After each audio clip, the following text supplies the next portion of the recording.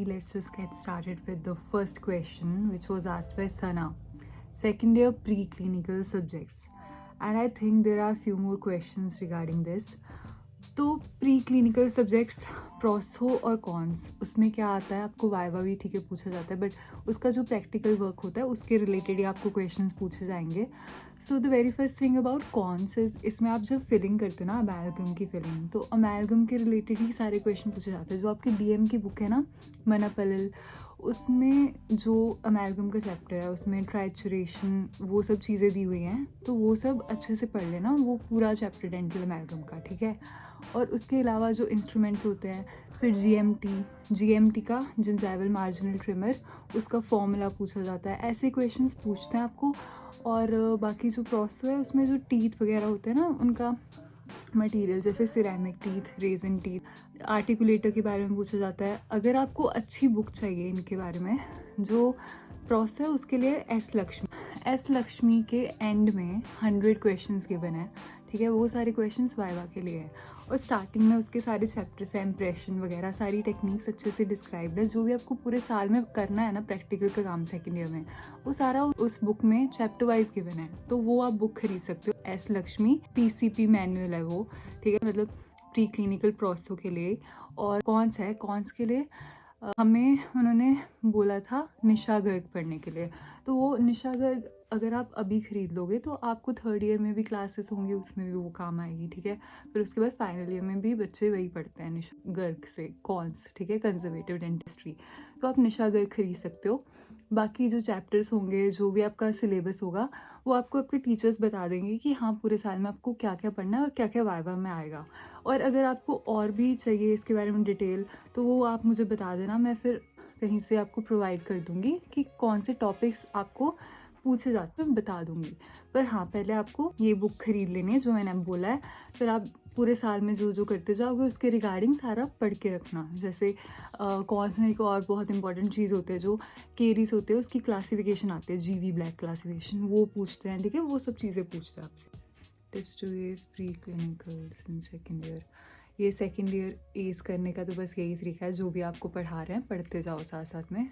अगर नहीं आप क्लासेस लगा रहे तो वो 2 बुक्स खरीद लो, निशा गर्ग और एस लक्ष्मी, ठीक है. First year study plan, wait till the end, मेरे पास है आपके लिए प्लान. ओके, अब साक्षी ने पूछा है, I attend class daily and I have all materials for study, but how to use it. और टीचर्स जो क्लास में पढ़ाते हैं स्पेशली एनाटमी, वो बुक में सीक्वेंस वाइज मिलता ही नहीं है. एमबीबीएस से related videos for study are many, specially physiology, but how to be confined to BDS syllabus. Please help in this area. I'm facing a lots of difficulties. Okay, let me help you. पहली बात, जो आपको MBBS में पढ़ना है वही BDS में भी पढ़ना रहता है, मतलब ऐसे कन्फाइंड वगैरह कुछ नहीं होता. तो आपकी जो बुक्स है वो ऑलरेडी कन्फाइंड है जिसमें से भी आप पढ़ रहे हो, ठीक है. आपके पास सिलेबस होना चाहिए. अपना सिलेबस है कि नहीं है, चलो कोई नहीं, मैं आपको यहाँ पर अटैच कर दूँगी और आप स्क्रीनशॉट ले लेना उसका, ठीक है.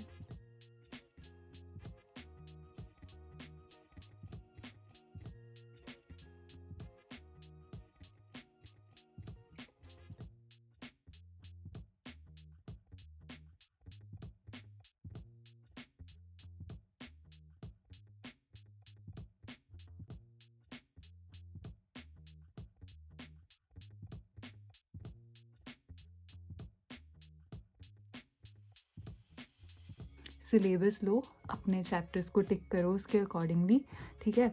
फिर अब आपके पास मटेरियल है सारा, आपको पढ़ने में डिफ़िकल्टी हो रही है, तो इसमें और कोई ऑप्शन नहीं है आपके पास, ठीक है. जो भी मैम पढ़ा रहे हैं, बस आपको टॉपिक पता चल गया ना कि आज क्लास में ये कवर हुआ है, बस उस टॉपिक को उठाओ, बुक में से निकालो और सारा शुरू से लेकर एंड तक पढ़ो. आप और कुछ नहीं कर सकते, ठीक है.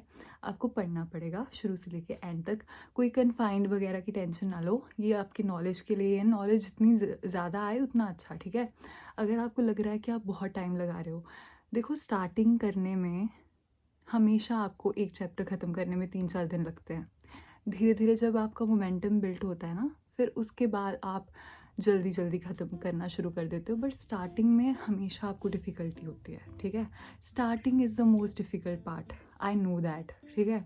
You have to force yourself, push yourself little.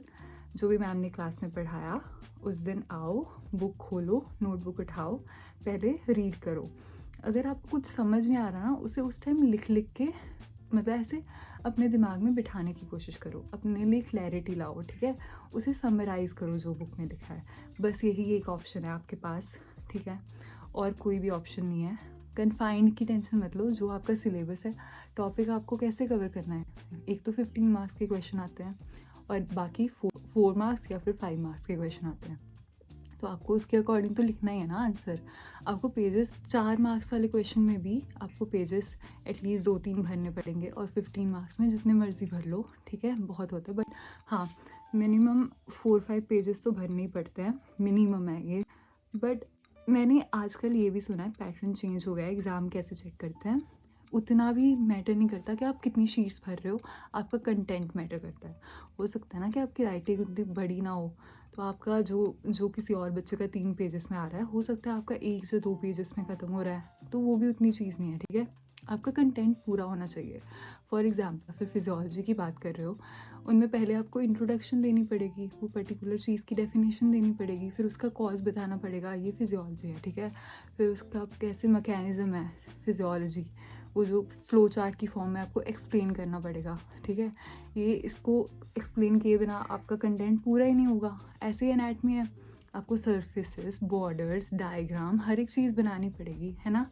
वो सप्लाई कहाँ से आती है, वो सब चीज़ें जब तक आपका वो पूरा ही नहीं है, तब तक कैसे आप कह सकते हो कि आपने टॉपिक वो कर लिया. तो हर एक चीज़ जितना आपकी बुक्स में, वो तो आपको कवर करना पड़ेगा.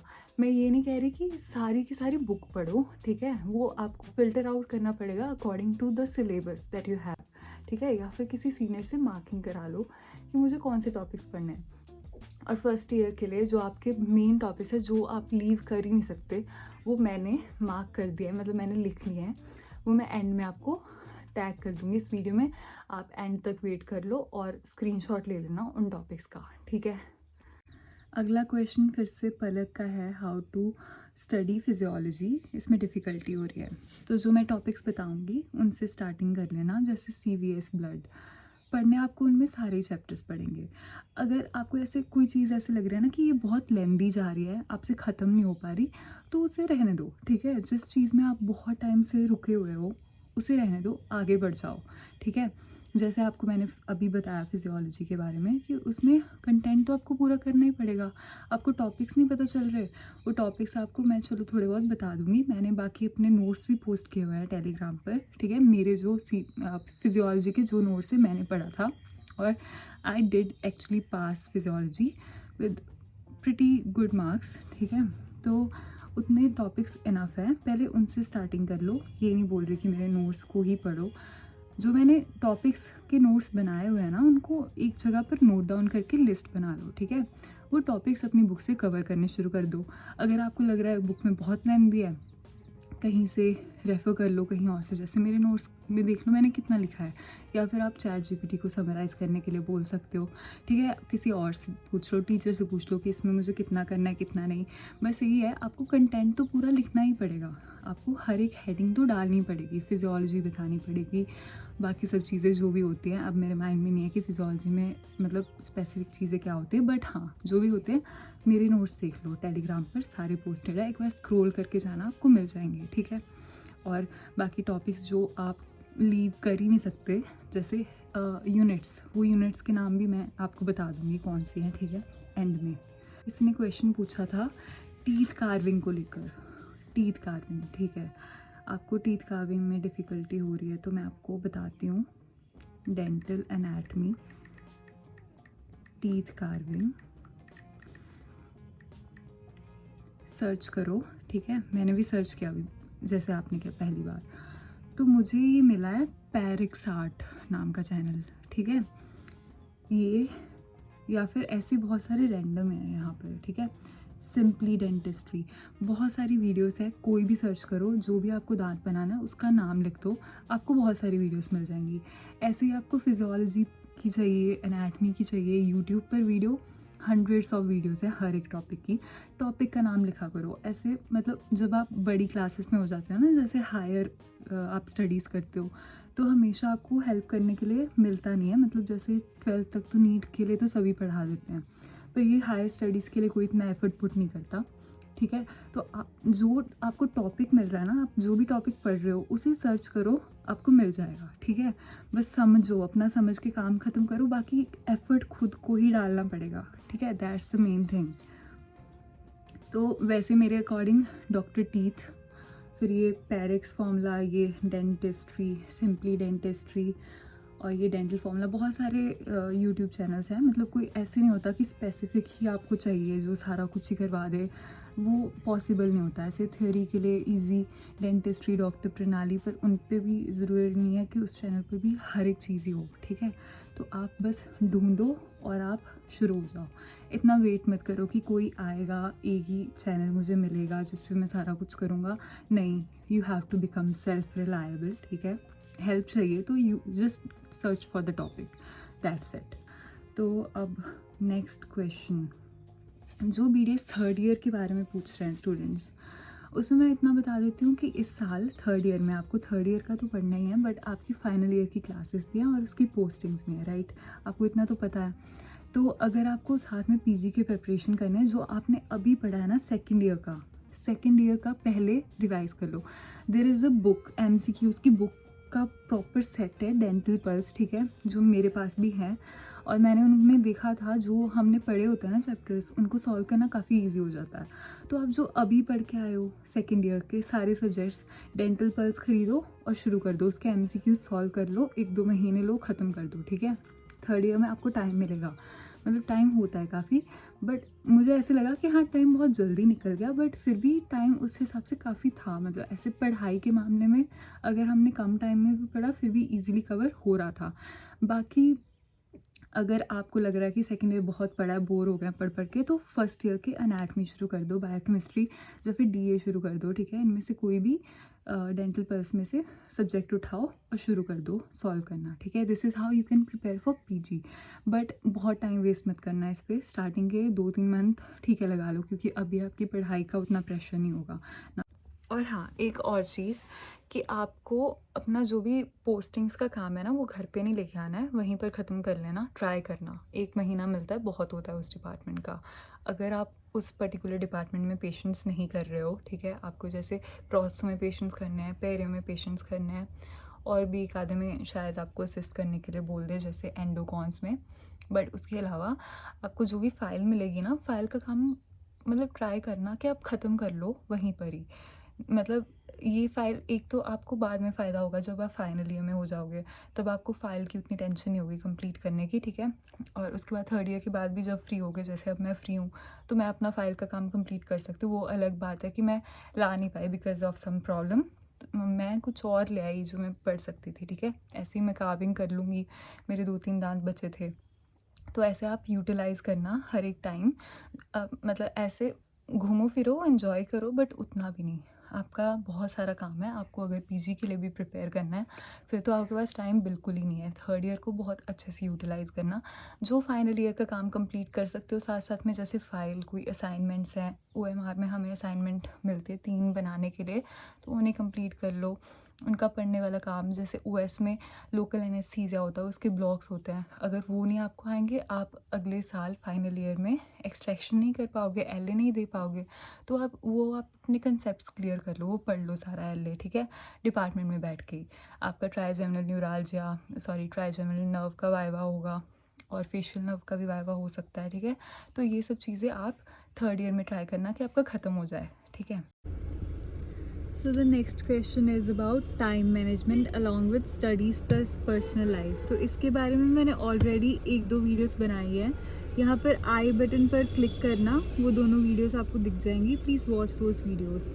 ओरल एम्ब्रियोलॉजी के साथ अगर आपको इश्यूज आ रहे हैं, तो अकॉर्डिंग टू मी उसके बस 2-3 ही चैप्टर्स हैं ना आपको करने, तो उसके जो फेस का पार्ट, टंग की डेवलपमेंट वगैरह ना, थोड़ा थोड़ा उनका पार्ट समझ लो, उसे डायग्राम बनाओ और उसके बारे में थोड़ा सा एक्सप्लेन करना है, बस यही 2-3 चीज़ें हैं। Now the next part is BDS study plan.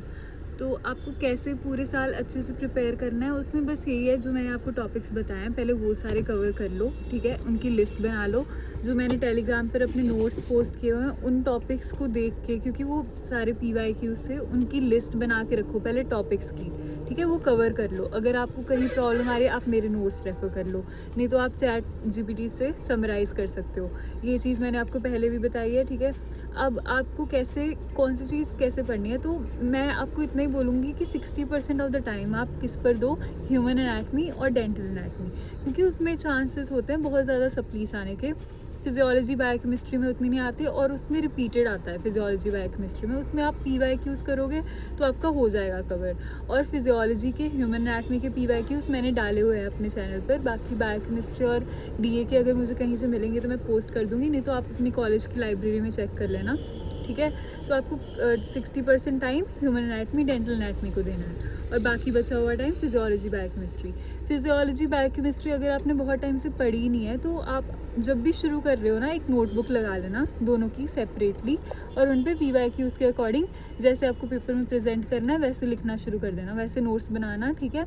और जो ह्यूमन एनाटमी वो आपको सारी पढ़नी है, और मतलब उनमें से भी अगर आपको इम्पॉर्टेंट चैप्टर्स चाहिए तो वो मैंने लिख दिए हैं, अभी वीडियो के एंड में वो सारे मैं डिस्प्ले कर दूँ, तो वो सब कर लेना, ठीक है। बस ऐसे आपको पढ़ना है। और मैं कैसे करती थी, मैं जब भी कोई सब्जेक्ट शुरू करती थी, जितना टाइम मैं उसे दे पाऊँ मैं उतना देती थी। फॉर एग्जांपल एक पूरा वीक मैं एक ही सब्जेक्ट को देती थी। अगर मैं बोर हो जाती थी फिर मैं दूसरा सब्जेक्ट उठाती थी, मतलब अगर सैचुरेशन होती थी फिर ही, मतलब जितना टाइम आपका फोकस बन रहा है एक सब्जेक्ट पर उतना टाइम उसी पर अपना फोकस रखो, क्योंकि आपका सिलेबस जल्दी कवर होगा। ऐसे अगर आप सभी को एक बार में पढ़ना शुरू कर दोगे फिर ऐसे आपका फोकस नहीं बन पाता, मतलब ऐसे आप सारे सब्जेक्ट्स को साथ में ले जा ही नहीं सकते। तो आप 2-3 मंथ एक सब्जेक्ट को डेडिकेट करो, फिर 2-3 मंथ किसी और को। फिजियोलॉजी बायोकेमिस्ट्री एंड के 4-5 महीने में अच्छे से पढ़ना, बस यही है। पर हाँ, मतलब उसके PYQs करो और जो आपको एक्स्ट्रा लगता है आप कर सकते हो वो करना। बाकी ह्यूमन एनाटमी और डेंटल एनाटमी में आपको कुछ भी छोड़ना नहीं है, सारा कुछ ही इंपॉर्टेंट होता है उसमें, ठीक है। कहीं से भी पेपर आ सकता है और उसकी चेकिंग भी थोड़ी बहुत स्ट्रिक्ट होती है, तो सप्लीज हमारे कॉलेज में इस बार काफ़ी आई थी। सो ऐसे आपको पढ़ना है। अगर स्टिल आपको कोई प्रॉब्लम आ रही है तो आप अभी भी कमेंट्स में बता सकते हो।